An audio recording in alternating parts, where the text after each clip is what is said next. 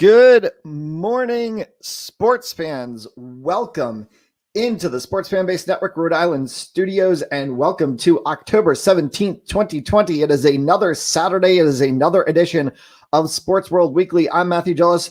We're going to get through UEFA Champions League. The second half of our group stage setups will go through groups E through H. We'll talk about last week's race in Nürburgring, the Eiffel GP for Formula One, which saw Lewis Hamilton equal Michael Schumacher's record of 91 wins. That will get you set up for next week's Algarve GP in Portimao. We'll talk about NHL players taking some time in the Swedish Hockey League as they await what the NHL season will become in January of 2021. And of course, we will get you set up for all of the games going stateside in college football and the NFL as well, because we know those are just as important as everything else going on. But we're going to get started off with the Premier League. The Merseyside derby just finished at Goodison Park. Honors even 2-2 between Everton and Liverpool. We'll talk about that and the other Premier League games still to happen today. It is Saturday. You are watching Sports World Weekly on the Sports Fan Base Network, Rhode Island.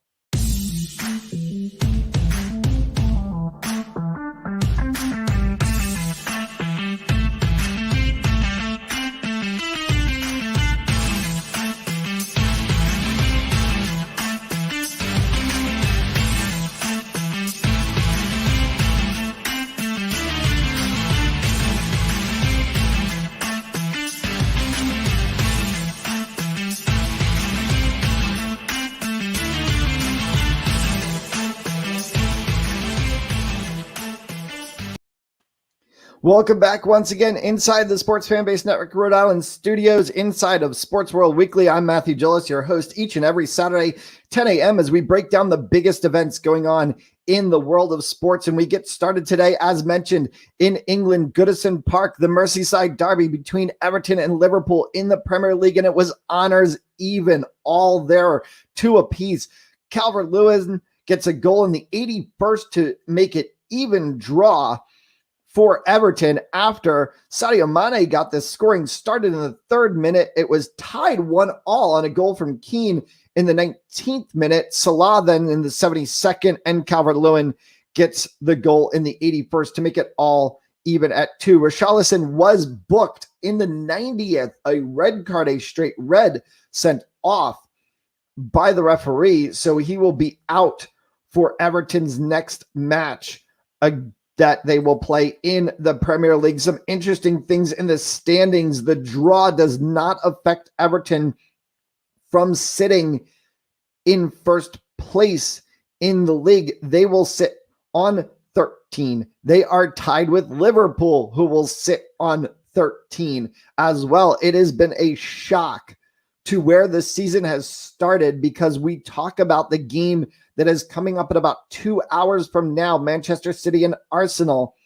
And it is almost surprising to say that Manchester City is currently sitting at 14th right now. Arsenal is sitting at 5th. Of course, I think the surprise of the start of the season has to be Aston Villa, who has struggled mightily, who has fought at times to keep themselves out of the relegation zone in the past few seasons, finds themselves 3 matches into the season sitting in third place. And Leeds United, who just got promoted after 16 seasons out of the Premier League, find themselves sitting in 8th. West Ham United also having a fairly decent start to the season on 2 wins and 2 draws, finding themselves sitting at 10th.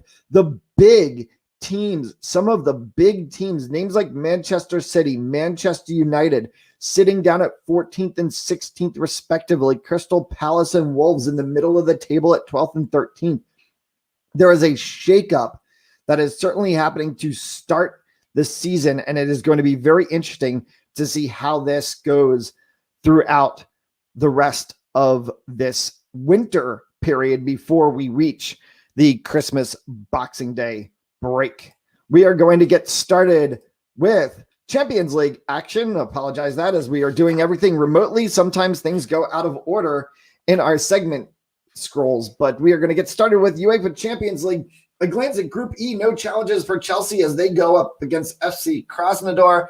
Rennes, who's been the surprise of League One in France, really will be that team that you can possibly say might get second out of the Group E.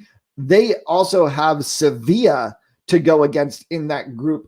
My pick on this really says I'm looking at it probably being Chelsea and then even a balance between Sevilla or Rennes for that second spot in the Group E. Group F, which may actually be considered as the surprise group of death, one that should probably see Borussia Dortmund get through, but then it's really a toss-up to who finds the second spot in that group. You're going to have Club Brugge in there. You have Lazio, Zenit St. Petersburg, who seems to do well in European competition, at least through the group stage before they seem to falter in the knockouts.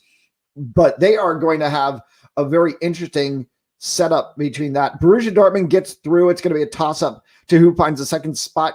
Bruges and Zenit have the very first stage match to be played. They will get things kick-started on Tuesday. Group G is the all eyes on as the legends group. That's Leo Messi at Barcelona, Cristiano Ronaldo at Juventus.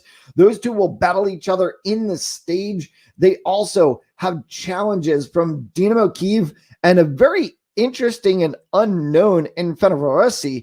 It'll be interesting to see how they can battle against teams like Barcelona, which we know is just in a complete shambles right now, both monetarily, kind of governance and coaching. It's just all a mess over at Camp Nou. And we talked about that on last week's show. So it'll be interesting to see what Barcelona can do. And that's Barcelona now without Luis Suarez, as Suarez was dispatched from the team in favor of other players that don't seem to have the level of capability or talent of a Suarez, and has depressed Messi even further. Of course, remember, Leo Messi tried to leave during the offseason. He wanted to go to Manchester City, reunite with Pep Guardiola.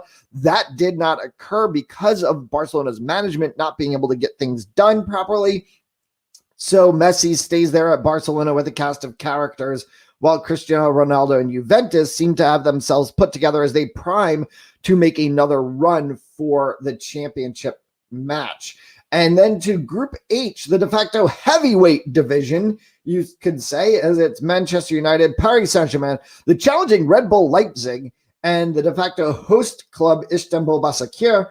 We mentioned them as the de facto host club because Istanbul is the site of the 2021 final match, hopefully will be held in May in its traditional slot. Matches to watch in round one. I'm going to go with week 2, October 28th. That's the Juventus-Barcelona match, otherwise known as Messi versus Ronaldo. One more time. That will be a 4:00 p.m. Eastern kickoff. All matches in the United States this year for our U.S. viewers, they are going to be available on the networks of CBS. So Champions League about to get underway. Match day 1 starts Tuesday around 1 p.m. Eastern time. And we will see how this goes. Is it going to be the year for England again? Could it possibly be, with the number of teams that they have in the championship, that they find success in Europe finally? Or was it a fluke and we will find some other team? Is it Spain or Portugal's turn? Is it a chance for a team from Italy, perhaps Juventus, to come forward? We will see how it all breaks down.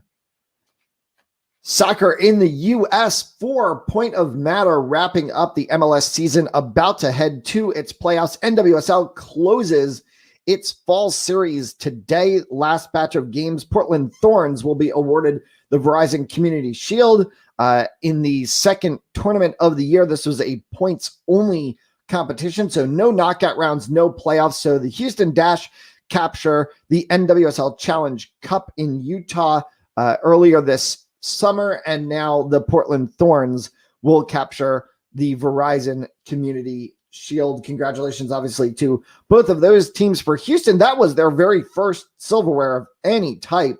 I guess more crystal as the way the Challenge Cup looked. So you can be able to say that we have a new champion this year. Portland Thorns have actually won the NWSL championship a couple of times. So this is just another piece of silverware into their cupboards.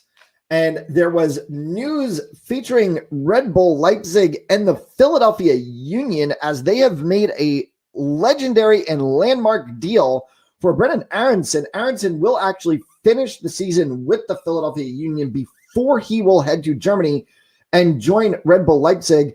Deal roughly estimated around $3 million in cash to the Philadelphia Union for the services of their homegrown player, Brenden Aaronson. Aaronson headed to Germany for the first time. That puts another American player overseas in a European league. So it will be interesting to see how Aaronson holds out over there.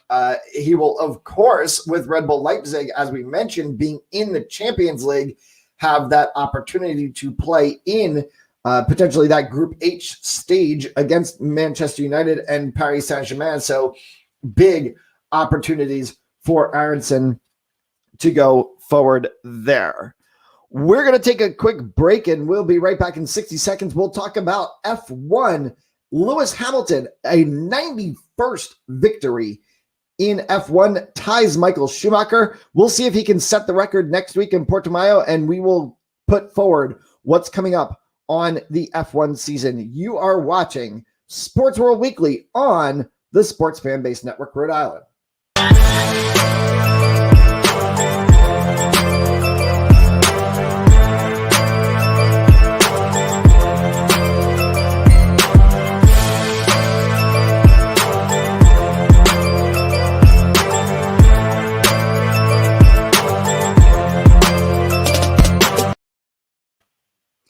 Welcome back inside the Sports Fan Base Network, Rhode Island studios on the Sports World Weekly Show. Matthew Gillis with you.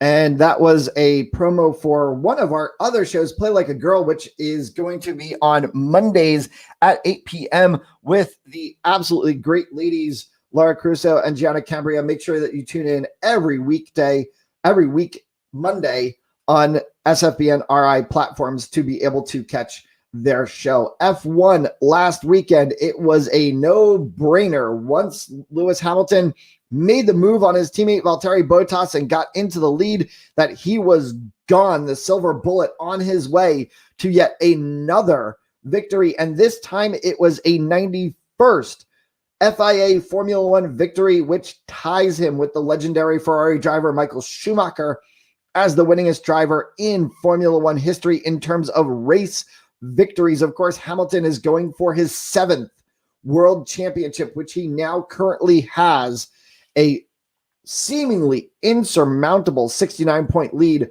over Valtteri Bottas, 83 points over Red Bull's Max Verstappen. He is in his 14th season in Formula One. So put this into perspective, 91 race victories in 14 seasons in Formula One. That is an absolutely amazing feat. And as Hamilton challenges for his 7th FIA F1 World Championship, which would place him again in the position of being one of the greatest drivers of all time, it looks as if Hamilton doesn't plan on hopping out of the cockpit anytime soon. As we mentioned, Hamilton currently has a 69-point lead over Mercedes teammate Valtteri Bottas, an 83-point lead over Red Bull's Max Verstappen. As for the end of the road for Hamilton, following this, what seems to be a foregone 7th world title, Hamilton said, quote, "I'm still very much a kid when I'm off the camera. That will probably change when I start seeing gray hairs and stuff, but I'm good for now." So is there another 14 years in Lewis Hamilton's career? Could we see him become the all-time greatest driver? Of course, remember Kimi Räikkönen in last week's race became the most starts of any driver in F1 history. I believe that was a 232nd start for Kimi Räikkönen. If Hamilton were able to reach that number, and that would be something very soon that he would be able to get to, we could possibly see Hamilton break every single record in F1. As mentioned last week, we head now to Algarve. The Algarve International Circuit in Portimao, Portugal. This is the first time ever at this circuit. The Portuguese Grand Prix, That will be October 23rd through 25th. So that will be a free practice session 1 and 2 on the 23rd. They will have free practice session 3 with qualifying on the 24th, and then the race on the 25th. If you are going to be awake to see FP1 and FP2, those are going to be very early in the morning for our stateside East Coast viewers, especially. It'll be about 6 a.m. in the morning for the East Coast for FP1, 3 a.m. in the West Coast. So hopefully you're not up to see that one. Same thing then on the Saturday. FP3 will go off at about 6 a.m. In the morning, and then we will have qualifying at 9 a.m. And then the race time is scheduled for a 9:05 start.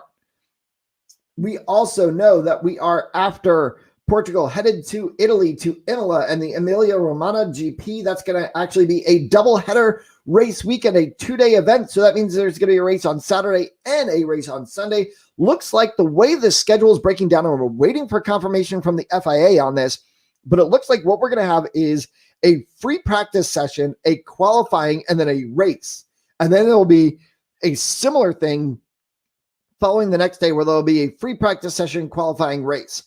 So that seems to be how it's going to break out for the race weekend in Imola, a historic event being a doubleheader race weekend on the same track, something that we don't see very often in F1, but we are looking forward to it. 2020 is certainly throwing a lot of hoops and loops, and we have gotten some exciting things out of it. On the heels of this, the FIA has announced the remainder of the schedule, now confirmed, to bring us to 17 races for the World Championship season. Normally there are 21, so this puts us short of the normal 21 race season, but will send us to Turkey in mid-November before a double weekend. That's not the same as Imola. This is going to be 2 weekends in a row at Bahrain. That will be November 29th and December 6th. And then we will actually get the traditional race in Abu Dhabi. The Emirates GP will close off the season. This time around, it will be quite late, though, December 13th, to close the 2020 season and possibly crown Lewis Hamilton for his 7th FIA F1 World Championship. The FIA does plan to run a full 21 race schedule in 2021, including returning to Canada, Brazil, Mexico, and the United States, all races that are extremely popular in F1 but were left off of this year's calendar due to the COVID-19 pandemic. As we mentioned also in last week's show and in the preview show, some interesting things developing in the garage involving Honda. After returning to the sport 5 years ago, Honda has said that they were going to step away from the sport at the end of the year. It looks as though at the end of 2021, it looks as though when they step away from that, it may possibly be that they will not entirely be stepping away from the sport. There is some discussions going on right now for Red Bull to actually pick up Honda's engine project. If Red Bull Racing were to do so, it may actually keep Honda Power units in the sport. If they were to drop, then it's possible that it would create a growth factor for Renault, who has the fewest number of engine-powered cars within the F1 series. So a lot of interesting discussions going on there between how things will handle for the 2022 F1 season, and also a lot of discussions going on about where certain drivers may land. As we know, Sebastian Vettel out from Ferrari at the end of the season. There has not been drivers named yet, though Haas has said that they have determined who their F1 drivers will be for the 2021 season. Of course, some teams are locked up in long-term contracts. We know that Racing Point is locked between Checo Perez and Lance Stroll. We know that Mercedes is locked between Lewis Hamilton and Valtteri Bottas. Red Bull obviously has Max Verstappen locked for a long time. AlphaTauri, especially after the win by Pierre Gasly earlier this year, won't see a lot of change there. There's going to be interesting things in the constructors garage for Williams, which actually no longer is Williams. They got sold during the middle of the season. We're going to see, will George Russell be able to stay at Williams Racing, whatever the new team name ends up being?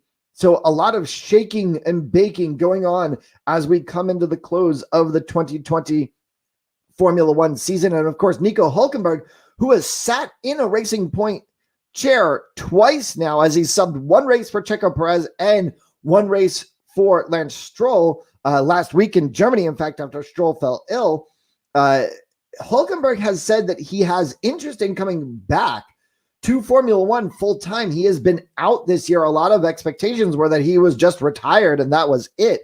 Hulkenberg, I guess, has gotten the itch after this season. He has said that he plans on coming back, and we'll see where Hulkenberg fits in to the F1 season. We're going to take a quick break. You're watching Sports World Weekly on the Sports Fan Base Network, Rhode Island. When we come back, we're going to talk about NHL hockey, but where NHL players are in the Swedish Elite Hockey League as they wait for January and the start of the NHL season. When we come back, you're watching Sports World Weekly on the Sports Fan Base Network, Rhode Island.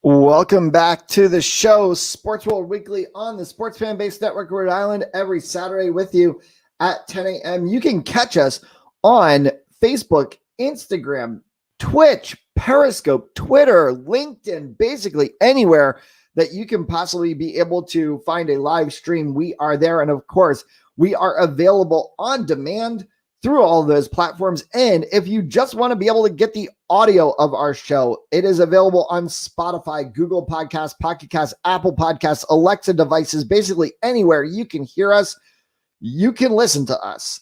And we will have a brand new show for you every Saturday. And the audio of those shows, the audio podcast of the shows, are available soon thereafter. The NHL season will not start until at least the beginning of January 2021. There is still questions surrounding the traditional New Year's Day Winter Classic and whether or not that will actually happen in Minnesota as it is planned for this year. It is supposed to be a game at Target Field between the Minnesota Wild and I believe the St. Louis Blues are the team that's going up against them. But there's been some interesting construct of time between then as we went through the NHL draft and saw yet a number of players selected, both from the CHL, the OHL, the QMJHL, the WHL, and also from Sweden as well, to the Detroit Red Wings, who selected Swedish winger Lucas Raymond at number 4. We also saw Alexander Lundgren go to the Islanders in the 3rd round. But there have been some interesting situations in where we have had players who currently are signed to NHL teams who are playing in Sweden who have said that they may potentially not want to come back to the U.S. During the pandemic time. And then players who were that got sent overseas are also talking about not coming back. Moritz Seider currently playing at Rögle in the Swedish league. Elias Anderson is also still over in Sweden. Jesper Bukvist has gone to Timrå. Whether the Devils will be able to get him back or not, we will see. So there's a very interesting construct going on between how things are going to break down for the NHL. Now, interestingly, we've seen this happen before. When the NHL had a major lockout occur, we actually saw players signing overseas because they were on lockout. They were essentially considered free agents, signing overseas with different teams, whether it be in Sweden and Germany, in the KHL and Russia, to be able to get playing time. Of course, we would be in the midst of the NHL season right now. We would be about 3 weeks in to the NHL season, and we are not there yet. We are also talking about the potential that if it is January, we are looking at another at least 2.5 months of time before we're talking about NHL games again. So there's an interesting setup going on here between whether or not teams in the NHL will actually allow current signed NHL players to be able to go overseas and or sign with teams in their home countries, per se, if they are an international player, to be able to get ice time leading into what is going to be the 2021 NHL season. Of course, we also have seen a lot of players that have just taken the time off. The Boston Bruins, extremely affected by this, 2 major injuries by the Bruins, in both Marchand and Pastrnak. Brad Marchand, David Pastrnak, both underwent surgeries late September after the Bruins were eliminated from the bubble in Toronto, and have said that they will not be ready to go for the potential start of an NHL season. So they are already questionable for training camp, which then brings into question, how do other players take the effect that they were playing into June, into July, into August, where they don't normally play, where they're normally off? September would be the start of normal training camp. October, first week of October, would be the start of the normal regular season. As I mentioned, we'd be in about week 3 of the season right now. We'd be looking at teams having played 8 to 10 games at this point. So it is a very difficult and interesting situation for these teams to follow. There's something to be said, though, about why players go overseas and take these opportunities. And one thing is, as much as the focus is, especially in the US stateside, on the NHL, on the AHL and ECHL as development leagues, in Canada on the junior side as the CHL, the OHL, the WHL, the QMJHL on development side from a juniors perspective, hockey is not a slouch overseas. It's not something where there is a disparity between a pro league overseas anywhere in Europe and the NHL. This is not the same as some of the other sports that we see as major sports in the US. If you look at the differences between football, and for the point of reference of this, I'm not talking about soccer. Football, the NFL, college football, the CFL in Canada versus the Italian league in Italy versus leagues that have been formed in Germany versus leagues that have been formed in England. Remember, we used to have NFL Europe way back in the day, the old World League that then eventually became NFL Europe. That has all gone away. There are now just independent country leagues. Italy, surprisingly, is one of the biggest. They have one of the most formed out professional football leagues in Europe, including having the Italian Super Bowl, quote unquote.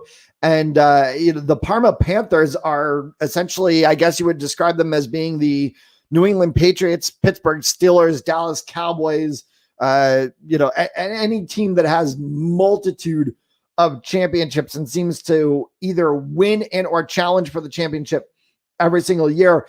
We've seen the growth of the game in Australia as well, too. And Australia has rugby and it has Aussie rules football, but we've seen the growth of full pad tackle football in Australia as well, too, and what they have done with leagues down there. So there is, but then also in basketball, we know the NBA is clearly better as a league than any other league in Europe.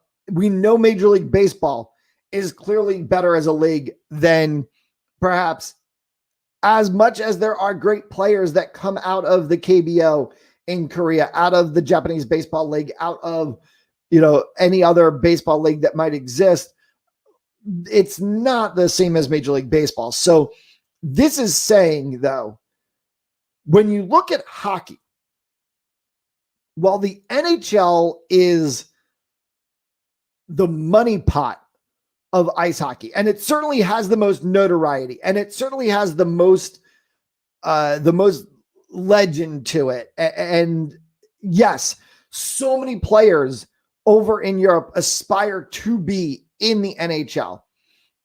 If you go overseas, if you go to Sweden, if you go to the KHL in Russia, if you go to Germany, they are playing hockey that is at a level parallel to the NHL, equal to the NHL. Now, certainly they don't have the notoriety and everything, but honestly, go watch a game in Davos in Sweden. You will be surprised. There is 19,000 people in that arena every single night. And some of the teams in Sweden, whether it's Davos, whether it's Malmo, whether it's Linköping, have become names known in ice hockey. Players get drafted into the NHL and they come out of being on a pro development contract in one of those organizations, and it's already known where they came from. So to sit here and say that the NHL is at a level better, I would like to try to take the Tampa Bay Lightning and put them against HC Malmo in Sweden. And we do this actually because this is what happens in global games. We have exhibition games that happen prior to those NHL face-off global games that are between a Swedish Elite League team, a Finland Elite League team, a Germany Elite League team, and the NHL sides. And it's always a challenging game. And it's always a crazy game because you also have known NHL names that come up on those Sweden teams as well too, or more. So I say, though, ultimately what I would love to see, if we can finally get a Champions League style play of hockey teams. And we sort of have this in Europe with the Hlinka Cup. But I would like to see NHL sides try to go through a championship tournament against the biggest clubs in Europe. And when they can't do it, we can finally put to bed this notion that the NHL is the best hockey league in the world and that all the teams in the NHL are only the best in the world, because I don't believe that's the case. Now, why do players from Europe want to come over to the NHL? Of course, it's about the legendary status of it. It's wanting to be on a bigger stage. It's wanting to be on bigger TV. It's wanting to have your name on the back of a jersey that gets sold to thousands of fans because they love the way that you play. It's wanting to win the Stanley Cup, which is one of the most legendary trophies in sports history, in any league, in any championship, in any form. The Stanley Cup is one of the most legendary. And it's about the money. Would you rather be, and the KHL has blown this out of the water because the KHL now pays what the NHL pays, but it's Russian oil money from the oligarchs, so expect it. But would you rather be in a situation where you are overseas in Sweden making $500,000 to $1 million a year? Or would you rather be the same caliber of player and you come to the NHL where you make $3.5, $4 million a year or more? And that's why players like the Sedin twins came to Vancouver. That's why Alexander Ovechkin plays for the Washington Capitals and not somewhere in the KHL. That's why Sidney Crosby plays for the Pittsburgh Penguins. That's why Ekblad and Pasternak and Marchand and all these guys. I mean, you can just throw names all the way down the list. And that's why these guys play in the NHL. But to say that the quality of the game is different, you're off. I hope that we get back to things being quote unquote normal in sports and we get back to having NHL global games. If we don't do it in 2021, please, for the love of the game, Gary Bettman, put the NHL global games back into play in 2022. Let us go back to Sweden. Let's go back to Finland. Let's have these challenge matches against Malmo and Linköping and Davos and whoever else. And let's put the NHL teams up against the top clubs in Europe and let's make them play and see how much level there really is in hockey in the world. Everyone wants to call soccer the sport of the world. And I'll agree. Soccer is certainly there. It certainly is the sport of the world. With as many countries that play it, as many people in countries that play it, as many people in countries that watch it. But if you want to talk about a sport that truly is global, that truly transcends all the boundaries, that truly has a level of play equal around the board, it's ice hockey. And in the NHL, if you want to look at a league that is parallel to the NHL, look no further than the Swedish Hockey League. On that note, other NHL news that we have to bring up in play. The league year has started. The NHL draft has concluded. Free agency has started. There has been a lot of shocks about free agency and how it is going. There is a goaltender carousel that has occurred. We have already seen an issue of the Washington Capitals having goaltender controversy after the dispatching by the New York Rangers from Henrik Lundqvist.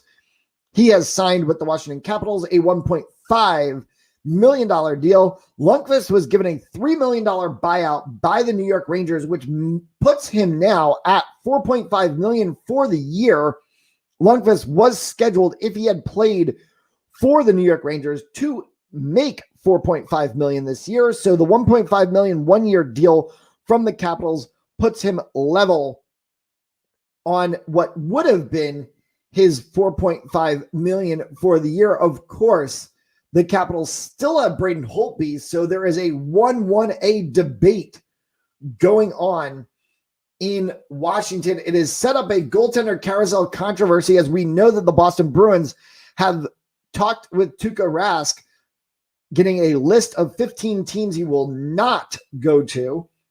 His no trade clause on his contract has expired. So where Tuukka Rask goes is going to be another part of the goaltender carousel. We've also seen what's happened in Las Vegas. Robin Lehner, big contract re-sign for the Las Vegas Golden Knights, obviously putting Marc-Andre Fleury on the back bench and or out of Las Vegas. So there continues the controversy. But last night, the biggest NHL story last night, Joe Thornton, who I've stopped counting how old this guy is, and he still continues to play hockey. And he continues to play well. So go on, old man, do your thing, because he is just lighting it up every single season. Joe Thornton, free agency contract with the Toronto Maple Leafs, a 1-year deal, which will send him to Canada and send him to the Scotiabank Center, where he will play now for the blue and white of the Toronto Maple Leafs. Now, why do we bring this up? Because there is an interesting point to this. Joe Thornton, when he was with the Boston Bruins, scored a goal in Maple Leaf Gardens. Joe Thornton is the last remaining active NHL player to score a goal in Maple Leaf Gardens. Now we know how long Scotiabank Center has been built, previously known as the Air Canada Center. If you think about this, the fact that Joe Thornton was the last player who is currently active in the NHL to score a goal in Maple Leaf Gardens, when he scored it for the Boston Bruins, you can figure how long ago that was and how long that Joe Thornton has been playing hockey. So I will say, go on with it. I mean, he's 41 years old. He has played a career that is unlike anything that we have ever seen. He is probably the greatest player in the history of the game to not win a Stanley Cup yet. Now, is he necessarily going to get one with the Toronto Maple Leafs? I don't know. But we will see as he heads into the 2021 season for the Toronto Maple Leafs. His first campaign in the NHL was 1997. It is now 2020. He will earn $700,000 this year on a 1-year contract with the Toronto Maple Leafs. We're going to take a quick break. You're watching Sports World Weekly on Sports Fan Base Network, Rhode Island.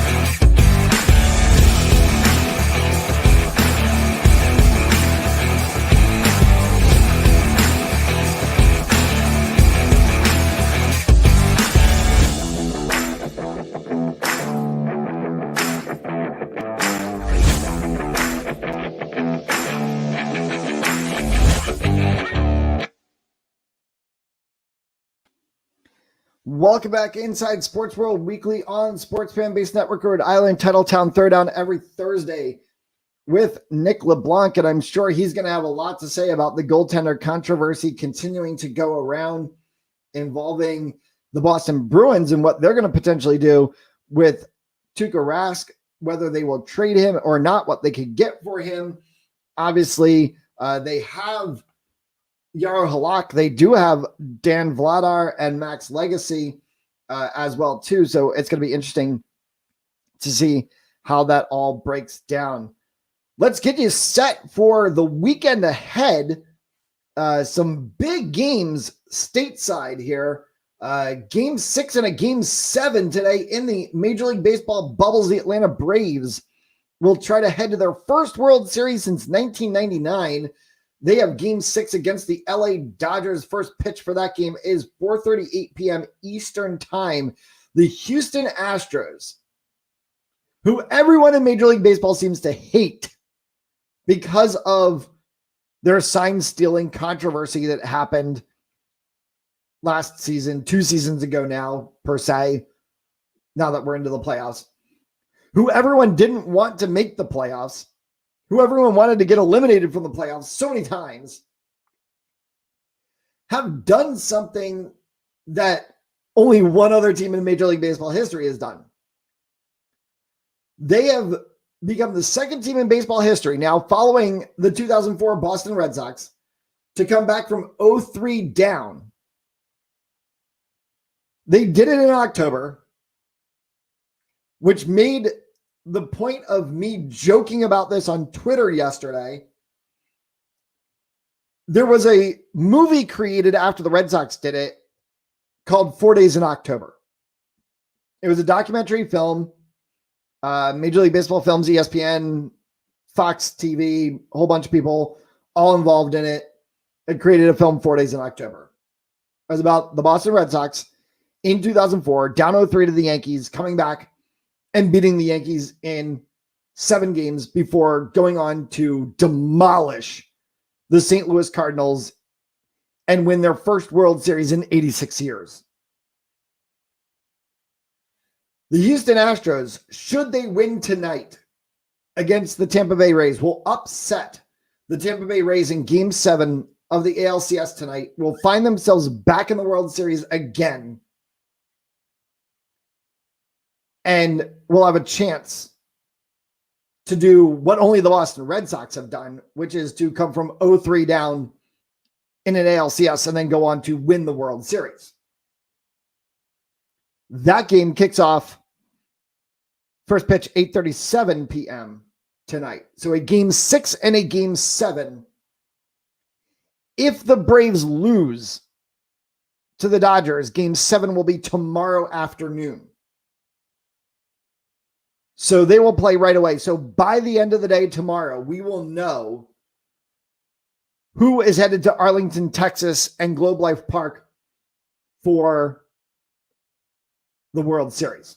Remember, Major League Baseball playoffs are in a bubble. So all of the World Series games will take place in Arlington, Texas. 6 games in college football postponed this weekend due to the COVID-19 pandemic affecting teams and coaches, along with general students at many campuses in the South. A lot of these games affected are in the SEC and the Big 12. So there were already issues in the ACC with some games having to get shifted around. Now the SEC and the Big 12 have problems. This is insane to think about the fact that we are talking about 3 of the Power 5 conferences, and the 3 who, unlike the Big 10 and the Pac-12, said they were going to sit the season originally, now are finding themselves dealing with COVID problems. 6 games in college football postponed due to the COVID-19 pandemic. 7th-ranked Oklahoma State against Baylor. That game will not happen today. 8th-ranked Cincinnati against Tulsa. That game will not happen today, as well as 10th-ranked Florida and LSU. That game also amongst the cancellations. Games that will take place today. Surprise of the season, number 5, North Carolina taking on Florida State. That game kicks off at 7:30. Number 1, Clemson will kick off at noon against Georgia Tech. Also at 2:30 p.m. today, 4th-ranked Notre Dame hosts the Louisville Cardinals, but the eyes of the nation most likely on the number 2 versus number 3 game tonight, featuring number 3 Georgia, number 2 Alabama. Nick Saban earlier this week announced that he had tested positive for COVID-19. It is a question of how Saban will coach the game. He has said that he fully intends to try to coach the game. It's going to be interesting to see whether he's going to do it from an isolated press box or what. But Saban has said that he fully intends to be able to coach the game against Georgia tonight. It's number 3 Georgia, number 2 Alabama. Game kicks off at 8 p.m. Eastern time. NFL finally with a full slate of games once again this week. A West Coast battle Sunday night. The Rams take on the 49ers. The Cleveland Browns. And I know usually when we talk about Cleveland Browns, we have to put the words dumpster fire immediately following them. The Cleveland Browns are not a dumpster fire anymore. They are 4-1. They are, by percentage points, ranked 3rd in the AFC North. Simply because the Pittsburgh Steelers had a game canceled. So now here comes the interesting situation. The Cleveland Browns, who are no laughing matter all of a sudden and very seriously should be taken, have to challenge the Pittsburgh Steelers this weekend in Pittsburgh, where they are going to allow about 6,000 fans into Heinz Field for the game. If the Cleveland Browns win, they will go to 5-1. If the Pittsburgh Steelers lose, they will fall to 4-1. So the Cleveland Browns and the Pittsburgh Steelers actually is a game to put your eyes on tomorrow when that game takes place. And then after 2 cancellations, the Denver Broncos and the New England Patriots will finally tussle on the tundra in Foxborough. We still have the question of if we will see Cam Newton. He has been cleared to play. He has been removed from the COVID-19 illness/virus list by the Patriots. He is considered in and active for tomorrow's game. So will Cam Newton be on the field? Will Stephon Gilmore be on the field? He has been cleared as well. The Patriots have been minus James White while he was on the bereavement list following the absolutely horrific passing of his parents. And this has just been one crazy 2020 NFL season. And we're going to have to see how this all shakes out.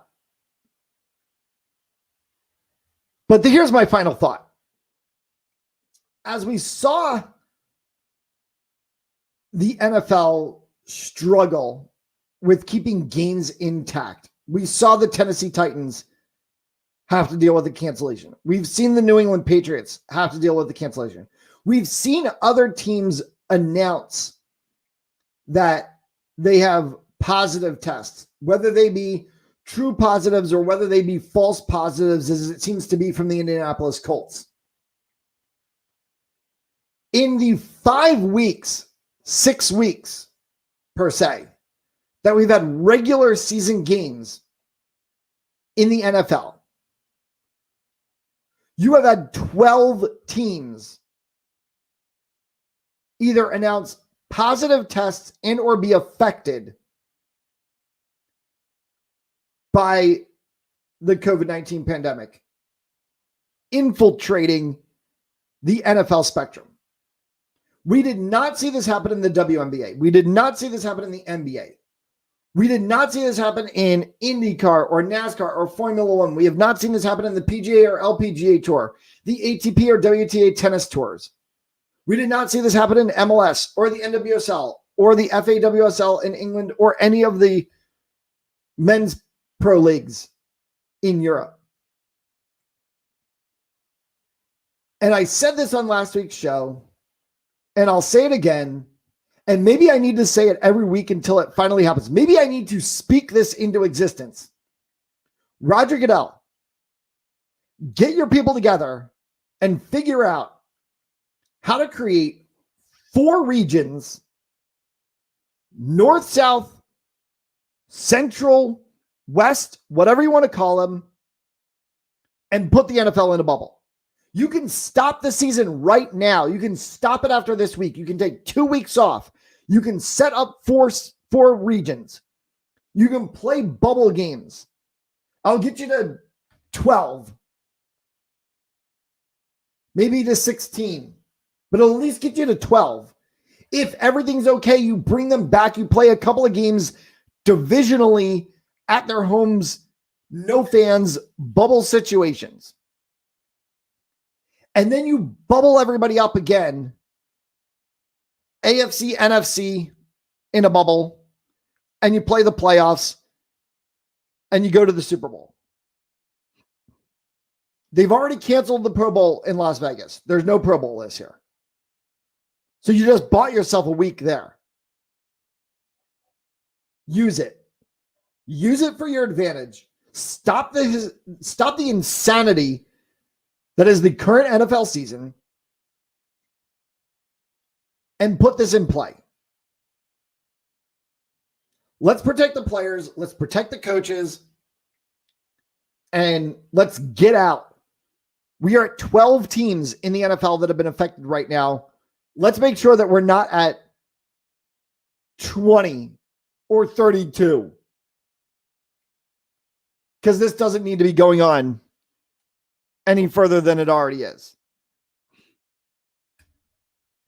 That's it. That wraps up the show for this week's edition of Sports World Weekly on the Sports Fan Base Network, Rhode Island. Make sure that you tune in each and every Saturday at 10 a.m. Next week, we are going to be able to break down Champions League matches. Match day 1 starts on Tuesday. We will take a look at all of the effects of match day 1. We will also look at the F1 Portimao Grand Prix. And we will finally be into playoffs overseas in the KBO. So we will look at how things are going in the Korean Baseball League playoffs. Who's going to win the KBO series? And are there some players who used to be MLB names who may have made a comeback for themselves? We'll take a look at former MLB players in the KBO and see if they were able to set themselves up for a comeback. Don't forget to check out sfbnri.com for all of your featured news and breaking news. Also, you can follow us on Facebook, on Instagram, on Twitter. On Facebook, search for us at Sports Fan Base Network Rhode Island. On Twitter, SFBN_RI, and on Instagram, SFBN_RI. You can also find me and my shows anywhere on Twitter and or Instagram. Just go search for at MATTJOLLES. That's right. That's at Matt Jolis on Instagram and Twitter, and also on Facebook. You can find me at facebook.com/Matthew Jolis. I hope that you follow not only what I talk about during the course of the week online, but also what I talk about on social media and on sfbnri.com. I will see you all right back here next Saturday, 10 a.m. Remember, stay safe, wash your hands, wear a mask, socially distance, listen to public health professionals. We will get through this, and we will be all together in a stadium very soon. Until then, take care. Have a good night.